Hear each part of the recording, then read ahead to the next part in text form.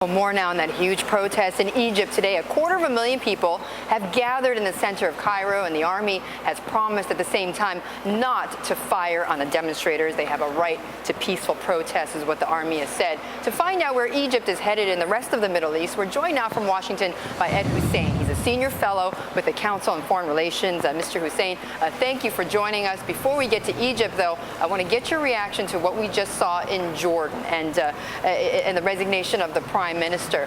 Does that signal to you that 3 U.S. allies in the Middle East are now going to be targeted by more and more public discontent? Without doubt, this is part of a preemptive strategy on the part of the Jordanian king, and he's wise to dismiss his prime minister. And I think he's moving ahead of this Friday's planned protests, not just in Amman in Jordan, but across the region, as some kind of domino effect following on from Cairo. But it's what happens in Cairo that matters most, and this is where I think the US government and most Western governments have not gone anywhere near as far enough in standing up for the values that the West rightly advocate and claim to stand up for around the world. And for years now, we've heard young Arabs on the streets accusing the US of flagrant hypocrisy, of not standing up for people's rights, but trading, as Condoleezza Rice once said, freedom for stability, and in the end gaining neither. Now is an excellent opportunity for the US to set the record straight and stand on the side of ordinary people across the Middle East. And now those who say that by standing on the side of the demonstrators and the protesters, somehow you're sending out the wrong message to other allies, that the moment the chips are down, the US will abandon you.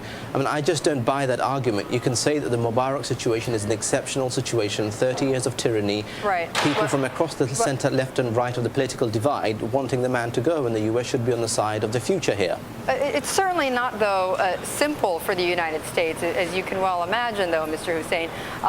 You know, for the U.S. themselves, and this is what I gather from what's going on at the White House, is it's not quite certain who are the factions or who is going to rise up in Egypt to lead the new government. And if that's the case, and it's very difficult, as you can imagine, right, for American policymakers to make that stance right now, is it not?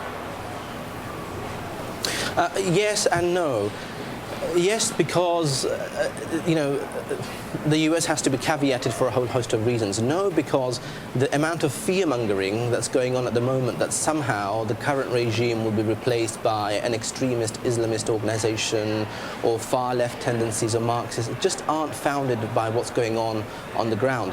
Any contact you're talking about the Muslim Brotherhood, right?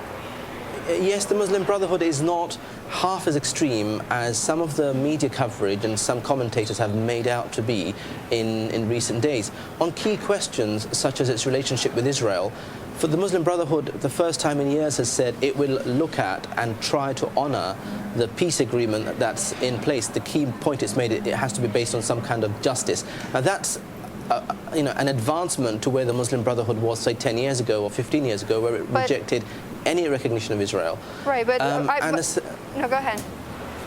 No, and the same applies on, say, its relations with the West or its relations on human rights. And the worst sort of claim that people make against the Muslim Brotherhood, and, you know, I'm a critic of the Brotherhood, I'm not a friend of the Brotherhood, is that it will introduce an Islamist state. Now, the Muslim Brotherhood is a minority player in all of this, albeit a powerful one. But how do you know it's but let me just interrupt you there, because how do you know, A, it's a minority player? Because they have actually been one of the few groups, if any, the only group to really organize to make order out of the protests in Egypt. And the other thing, you know, some of the claims, some of what you were saying, you know, that have been untrue, that have been in the media, well, correct this for me now, because we've been doing some research on the Muslim Brotherhood, and you know, while we know that it is a peaceful organization, didn't Al-Qaeda's #2 graduate from the Muslim Brotherhood?